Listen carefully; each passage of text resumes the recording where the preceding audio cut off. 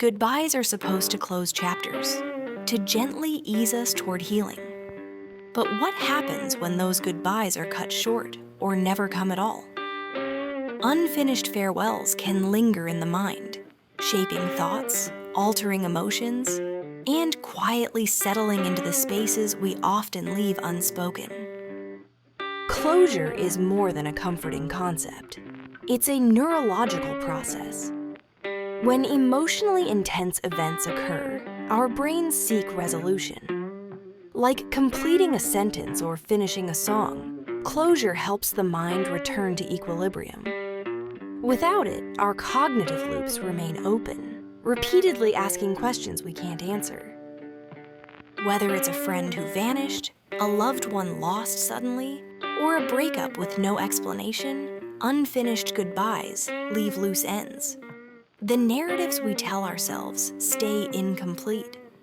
Our brains continue constructing meaning from fragments, trying to fill in the blanks with speculation, wonder, and sometimes guilt. Grief is the natural path our minds walk to process loss. But without closure, that path forks unpredictably.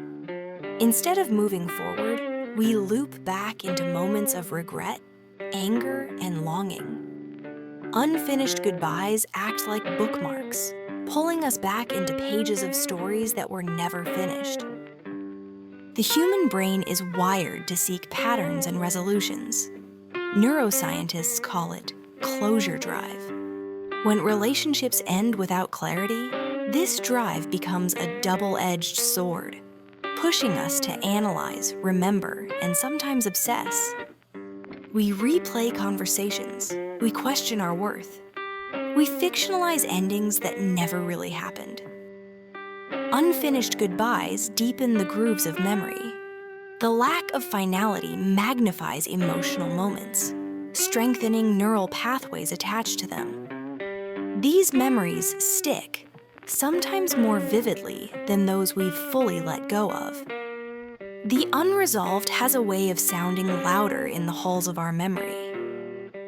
Carrying unsaid words and unshared emotions taxes our mental well-being. Studies have shown that unresolved partings can increase anxiety, insomnia, and even chronic stress. It's not only emotional weight we carry, the body feels it. Because what we deny expression to, the body absorbs in silence. Even when closure feels impossible, healing isn't. Our brains are adaptive storytellers. By reframing our narratives, we can find meaning in the unfinished. Writing letters never sent, speaking words never heard, or honoring memories through ritual. These acts give our emotions a landing place, a way to rest. Oftentimes, the hardest goodbyes are with those we've hurt or who disappeared without clarity. In such moments, self-forgiveness becomes essential. It lets us detach from shame and invites compassion. Forgiving ourselves, even without a returned apology, allows us to close doors gently, without slamming them shut. Letting go isn't forgetting, it's reorganizing. With time and intentionality, the brain can restructure memories. Through therapy, mindfulness, and expression, neural pathways shift. Emotional triggers fade. We no longer relive, we remember calmly. The goodbye remains incomplete, but its shadow no longer darkens every other feeling. We often wait for others to give us closure. But the truth is, we are capable of creating it within. Through reflection, expression, and acceptance, we can finish stories that never received endings. In doing so, we give ourselves the peace we hoped someone else might provide. Not all goodbyes are spoken.